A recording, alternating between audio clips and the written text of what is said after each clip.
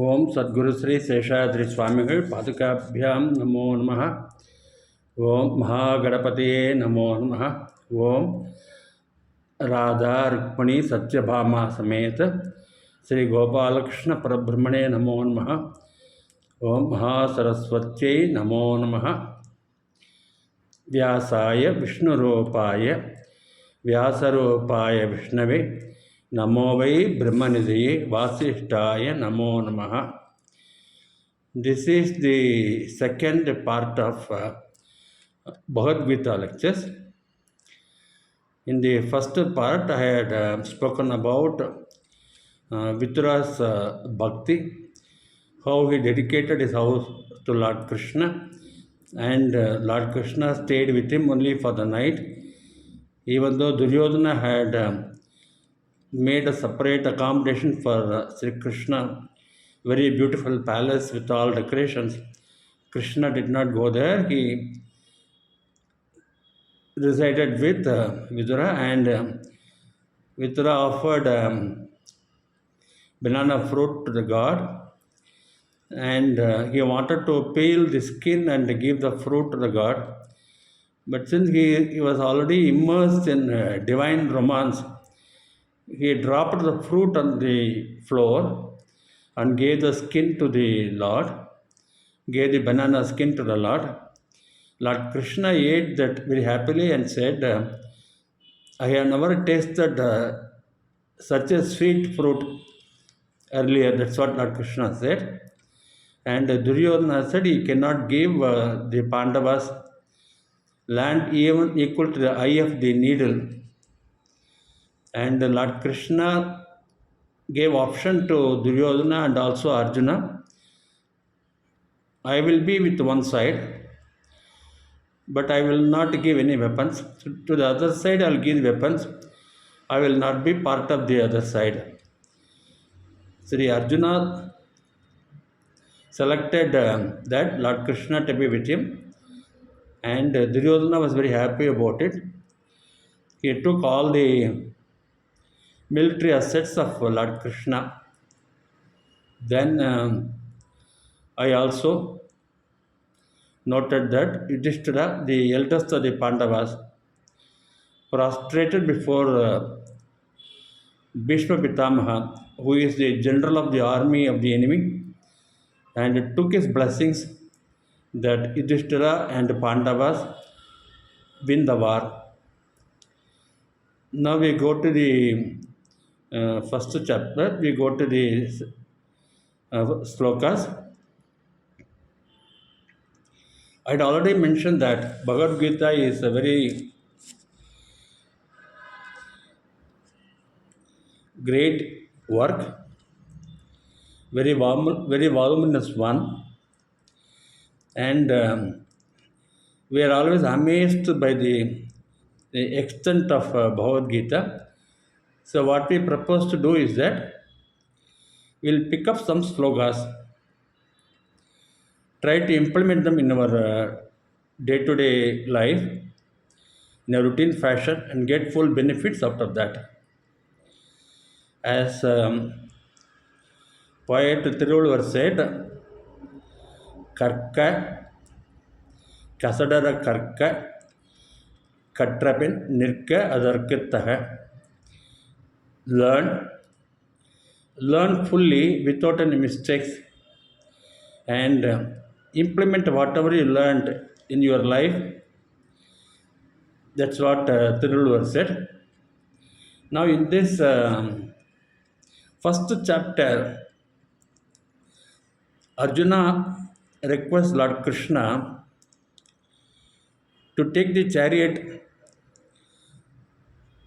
to the place in the middle of the army of Kauravas and the army of Pandavas. One interesting feature in Bhagavad Gita is that Lord Krishna never addressed Arjuna as his disciple or Sishya. He never said Arjuna is his disciple or he is a Sishya. Whereas Arjuna addressed Lord Krishna as Guru, or with words synonymous with the word Guru. Another interesting aspect in Bhagavad Gita is that it only says Bhagavad Gita contains Sri Krishna Arjuna Sambade. That means Bhagavad Gita contains a description of discussion between Lord Krishna and Arjuna. And then at the end of each chapter, you will find the conclusion. In the first chapter, it says Iti Srimad Bhagavad Gita Su, that we understand. This is Bhagavad Gita. Upanishads. This is Upanishad. And it talks about Brahma Vidyayam. Brahma Vidyaya means about soul, Paramatma, cosmic soul or supreme soul.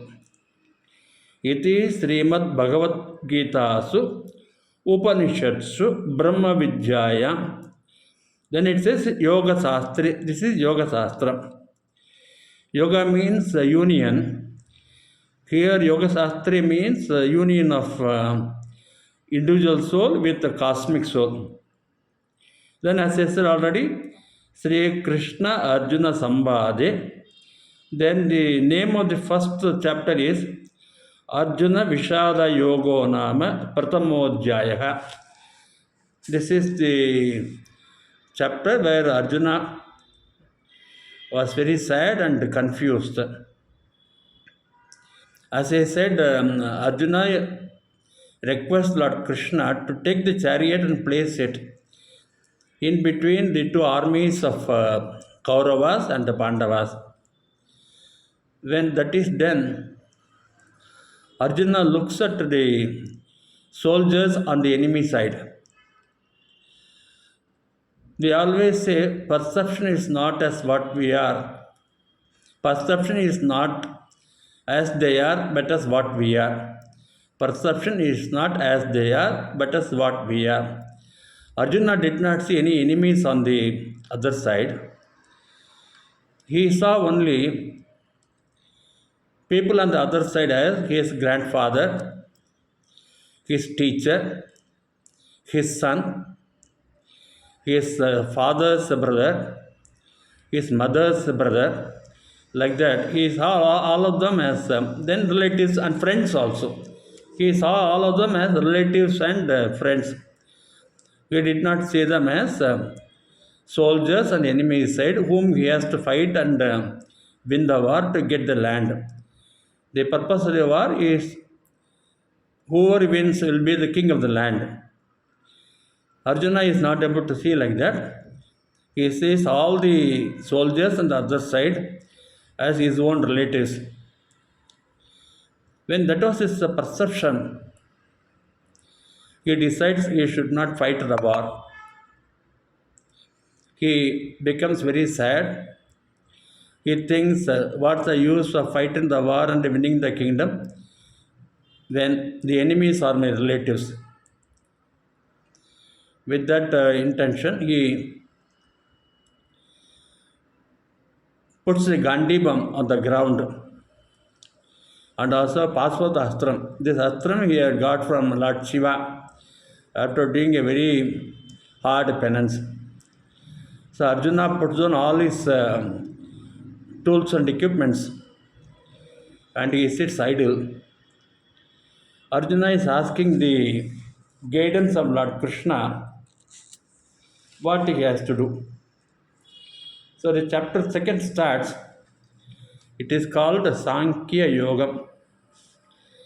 Sankhya generally means number. The pioneer is Kapila Vasudeva or Buddha. But Lord Krishna projects Sankhya Yoga as Sankhya means knowledge of Brahman, Jnana Yogam. Sankhya is Jnana and Yogam is Karma Yogam. Sri Krishna advises Arjuna that the relatives whom you see on the other side, and get attached to them. That is ajnanam. The real jnanam is the soul is immortal. Nobody can kill the soul. What you are seeing is the body or the physical appearance of the soldiers on the enemy side. What you have to see is the soul. And Lord Krishna then advises Arjuna, Swadharmam is very supreme. You are a Kshatriya. For a Kshatriya, fighting war is a Swadharmam. If Kshatriya doesn't fight the war imposed on him, the enemies on the other side will think you are a coward, and you will be criticized both when you are alive even after your death. So you cannot neglect your duty. Your duty is to fight the war which you did not start. The war was imposed on you by the enemy leaders, and this is a great fortune for you, because if you win the war, you become the king of the land, and if you die in the war, you get Veera Swargam. Hatova prapyasi Swargam jitva va bochyase mahim. This is the 37th sloka. Tasmat uttishta kaunteya. Therefore, you get up. Kaunteya means Arjuna, son of Kunti. Yuddhaya krita nichayaha. You definitely have to fight the war with a great determination. The war is not of your liking. The war is imposed on you by the opposite side. Since they did not want to give any land for you to live, they did not want to give land even to the extent of eye of a needle.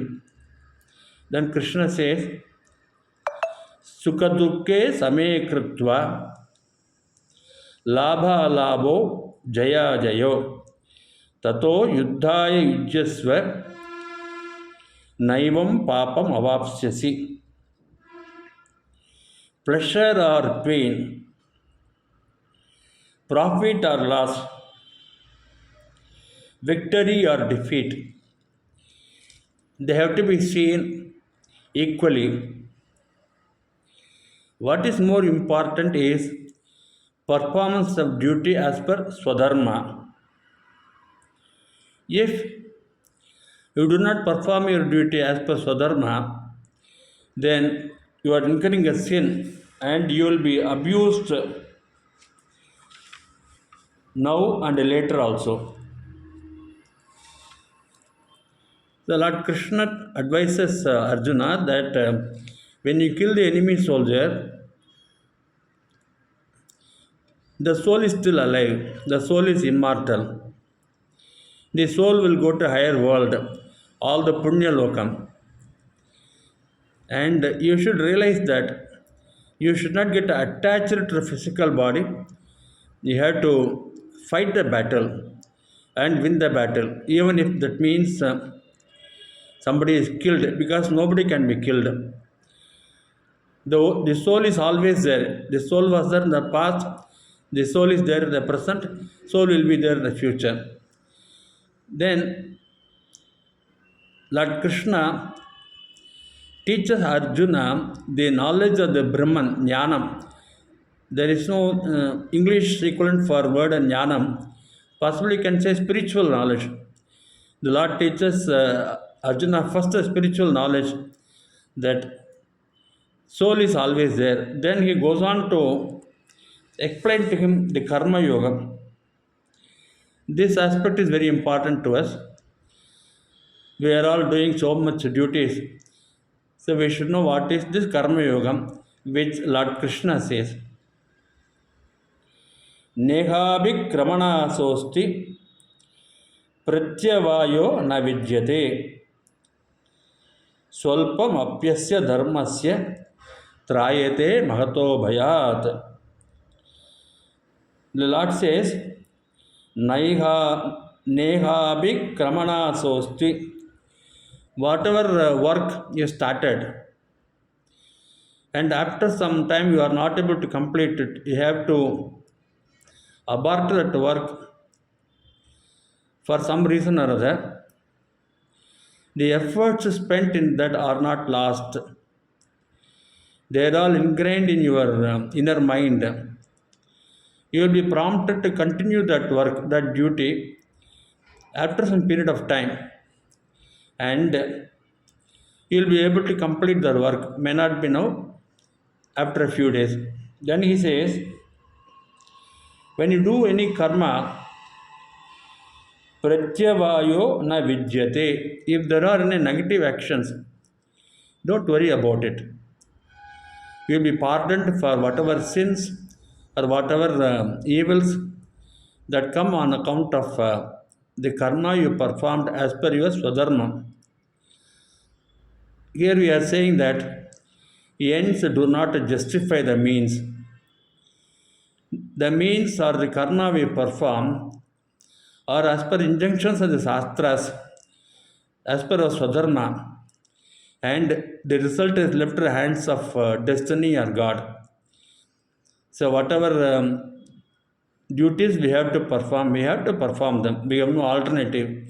We have no right to question the result of the duties and avoid the karma. This is the lesson from the first sentence of this sloka. Take for example this NEET examination. Many students do not know whether they will pass in the examination and get admission. Suppose they do not write the examination, it's very sure that they can't be getting admission in the medical colleges.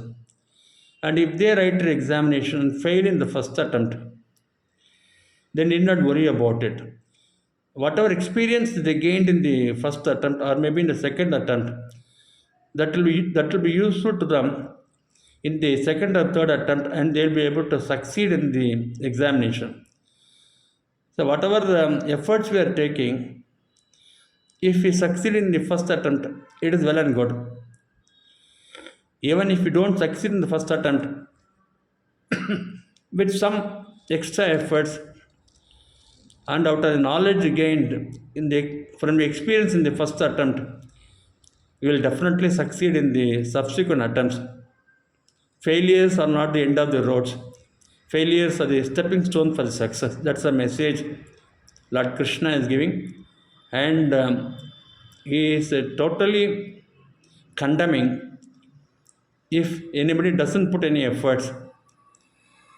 And the correct efforts are as per the Swadharma. That's what the God says. The next sentence in the sloka is that Swalpam apyasya dharmasya trayate magato bhayat. If you do dharma even to a little extent, you can get over the greatest fear. You'll be protected from greatest fear. So dharma is very important. It is mandate. Dharma is action on our part without selfishness, with all humility, for the welfare of others, or as per the mandate of Shastras. The normal colloquy, the word dharma, we take it as a charity or donations. The Tamil word for dharma is aram. Avayar said, aram seiya virumbu, desire to do dharma. And Tiruvulvar said in Tirukkural, காலத்தினால் செய்த உதவி ஞாலத்தின் மானப்பெரிது. The timely help given by anybody is more than the entire world, is more than the earth. So that is the greatness of dharma. And Siddhar by name, Sivakya Siddhar, he said, ஓடியிட்ட பிச்சையும் உவந்து செய்த ஈகையும் சாடியிட்ட குதிரை போல தர்மம் வந்து நிற்குமே. Whatever dharma you do voluntarily, running after that, and with cheerfully you do that, totally happy. If you do dharma like that, just like a whipped horse, dharma will come and protect you, stand by you at all the time. Sometimes when somebody is asking for some help from us, some donation or something, the normal instinct is to say that why do you come and disturb me? Just because I am the ground floor and the first floor you are disturbing me. Why not you go to other people? But here the Sivakir says, don't say like that. Even the other person doesn't ask for it. Even if we ask for it only few seconds and then goes away from the place, don't leave him. You just go after him with a great speed and do the dharma with a great delight without hurting the other person. If you practice dharma like that, dharma will always stand by you. As I say this, I remember what Shirdi Sai Baba used to say. When somebody comes to your door, knocking at your door, you have to understand that you are in some way connected with him in the past birth. That is why he is coming to you and not going to other person. If you can give, please give. If you don't want to give, please say politely. Don't hurt the other person. There are different types where we can do dharma. Dharma can be by speech, dharma can be by action. Dharma by speech means using only sweet words, everybody, not hurting anybody, being polite and soft, and at the same time, if you think what the other person is doing is not righteous, not correct, guide him in the correct path, not in a harsh tone, in a very polite way. And one example I can give for dharma by word is what happened sometime in 1968 when C. N. Annadri was the Chief Minister of Tamil Nadu. At that time there was a famine, there's a great demand for rice in Kerala. There was no rice available there. Rice was not available even for doing Naivedya for Lord Guruvayurappan. There was a shortage of rice. And only the rice stock in the temple was there only for a few days. One great Upanyasaka by name Senkalibun Brahmasa Anantarama Dishadar, a great Vedic Pandit, he was in Chennai at the time. When he heard this sorry state of affairs in Kerala, immediately he wrote a small chit to the then Chief Minister of Tamil Nadu, Sri C. N. Annadure. He sent two Vedic Pandits wearing traditional dress with bhuti in the forehead and the orthodox way of dress. He sent two Vedic Pandits to Annadure with a chit that the rice stock in Guruvayur temple is depleting very fast. Please help the temple. At that time, Tamil Nadu was having enough supply of rice. And as we all know, see, Annadure came out of Dravida Kadam. He started Dravida Munnetra Kadam. Even though he didn't appreciate the policies of V.V. Ramaswamy Nayakar, he also did not like the temple activities, Vedic Pandits, Vedas, and all that. As soon as the Pandits reached the secretariat, they passed on the chit to the secretary of the chief minister. The Pandits waited for a few hours, but then the chief minister immediately procured the rice required, so many bags of rice in large numbers. He filled up the entire wagon of a goods train, and the goods train departed from Chennai to Guruvayur. Then he called those pandits and told them, I have already made necessary arrangement for supply of rice to Guruvayur temple. And then he said in all humility, I thank Sri Dishadar for the opportunity given to me to serve the God in Guruvayur. This is a real dharma. There is no selfishness there. Humility is also there. Whatever may be the other aspects of uh, Nadre, it is the right thing. So also another incident I want to take you through is when Kamarajar was the chief minister of Tamil Nadu. He was waiting in the railway gate crossing. He saw a boy working in a mechanical shop. He called the boy and asked him, did you go to school? The boy said, சோத்துக்கே வழி இல்லாதபோது எப்படி பள்ளிக்கு போகிறது? Meaning, when you don't have enough food to eat, how can you go to school? Kamarajar was moved by the exact words used by the boy. He went to secretariat. He called all the officials.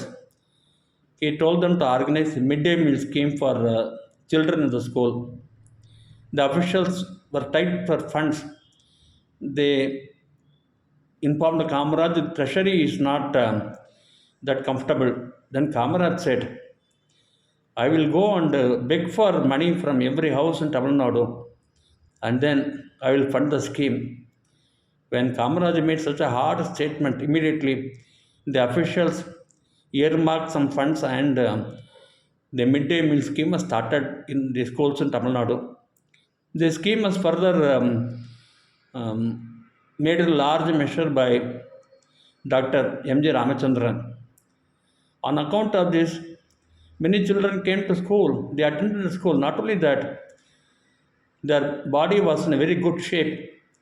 And then they became useful citizens when they were in the employable age. That way, this dharma had resulted in numerous benefits to all. But unfortunately, I heard that in the recent days, the food offered to children in the school is a very low quality. Many children from the lowest strata of society, they actually take the food from the home only, not from the school. So it's the case with the quality of rice given in the ration shops for the poor people. Even though central government has earmarked huge funds for that, and some middlemen perpetrate huge fraud, and the result is the poor people are not benefited out of that. One easy way of doing dharma, I'll talk about it now. There are different dharmams actually. Some people donate a cloth, some people donate a house, some people donate land, some people donate body parts, and eye donation is very popular nowadays. The eye donation was pioneered by Kannappa Nayanar. Kannappa Nayanar actually he is a hunter. When he saw a Shiva temple, he found that the Shivalingam, one eye blood was oozing out of it. He immediately plucked his eye and pasted the eye on the idol. The blood from that eye stopped. Then, when the other eye of the idol was also oozing with blood, he removed the other eye. He put the chapel on the god's place where eye should be. Then he kept the other eye also there.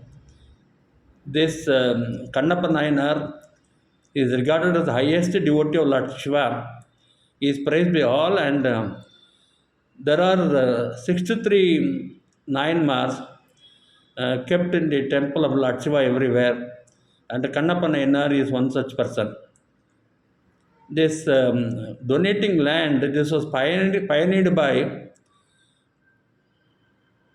one of the disciples of Mahatma Gandhi, Acharya Vinoba Bhave. Even after he donated so much land to many people, he did not have peace of mind, no inner happiness. Then he went to Kanchi Mahapariva, pleaded with him, After making so much donation, why I do not have inner peace? Kanchi Mahapariva advised him that whatever donation you make, you have to do in the spirit that this is to please the God. When you do that, then the dharma you do will give you a lot of inner happiness. Kanchi Mahapariva started a scheme for Annadana. It's a very simple scheme. Every household lady will keep a small handful of rice, then handful of pulse under items in separate jars in the house. These ladies in different houses will do. One volunteer will come and collect all these. The volunteer will go to the temple and hand over to temple people, the local temple. The temple people will cook food out of that, offer that as Nevedyam to the Lord in Nitya Puja. And after the Nevedyam, Prasadam will be given to all the poor people. That way, the hunger of the poor people is getting cured, and the Nitya Puja of God is done. Nevedyam is properly done, and Annadanam merit also accrues to all the household people. And the rice donated is a very, very small quantity. Among all the dharmam, Annadanam is said to be the best one. Possibly one reason is that whatever the donation, dhanam you give, people may ask for more and more. If you give 1,000 rupees, they may ask 10,000 rupees. That sort of attitude will be there. But in the case of food, the food can be eaten only to the extent of the stomach, and it becomes a sampurnam, it becomes a complete purnam. The person eating will not ask for more food at that time. Apart from this, there is also another sloka in Bhagavad Gita in chapter 15, sloka 14. In that, the God says, Aham Vaisvanaro Bhutva Praninam Dehamasritaha Pranapana Samayuktaha Pachami Yajnam Chaturvidam. Pachami Annam Chaturvidam. The Lord says, I am in the body of all the living beings, and whatever food is taken by the living beings, I only eat them, digest them, and then I am able to do this with two ayus, prana and apana. I only eat. That's what the Lord says. So when you give the annadanam, ultimately when God is eating that, the hunger of the person is also getting away. So the Annadanam is said to be the most fruitful among the different dharmams, people say. Even though we use the word dharmam as giving charity, there is another amplification to the word also. Dharma means Vedam. Dharma means whatever duties enshrined upon us by the Vedas, we have to perform them. Performing all these duties mandated by Vedas in all humility without selfishness to please the God and dedicating the results to God, that becomes a karma yoga. When we do this karma yoga, dharma will protect us from all dangers. And dangers we know, we went through COVID, we went through so many disasters, we went through lack of water. Apart from all these dangers which we have in day-to-day life, that's a danger of birth, death, life cycle. The danger goes away only when we are liberated from this cycle of birth and death and merge with the cosmic soul, which is called moksha. Even if you are not able to get moksha in this one birth, whatever merits accrue to us will take us after death to higher worlds where we enjoy all the comforts and luxuries, and then we will be reborn in a good family to perform our duties to society with a greater enthusiasm. So that way, this all this dharma are of great benefit to us, and they can do that in a day-to-day life without any hassles. We offer rice to crow in the morning before we eat. We offer the leftovers of food in the night to the dogs. That way, we have to be very merciful to all the animals and birds and feed them as much as possible. So also plants also, planting so many trees and watering the trees, that will also help us a lot. As Lord says, I am in the body of all the living beings. So whatever food you give to the birds or animals or plants, they are all taken by the God. And to that extent, we are lucky that we are able to do that. With these remarks, I conclude this speech. I'll come back to you with certain important features in the first chapter and the subsequent chapters also. Thank you very much. स्वस्ति प्रजाभ्य परिपालयन्तां न्यायेन मार्गेण महीं महीसाः गोब्राह्मणेभ्यो शुभमस्तु नित्यं लोकाः समस्ताः सुखिनो भवन्तु कायेन वाचा मनसा इन्द्रियैर्वा बुद्ध्यात्मना वा प्रकृते स्वभावात् करोमि यद्यत् सकलं परस्मै नारायणायेति समर्पयामि.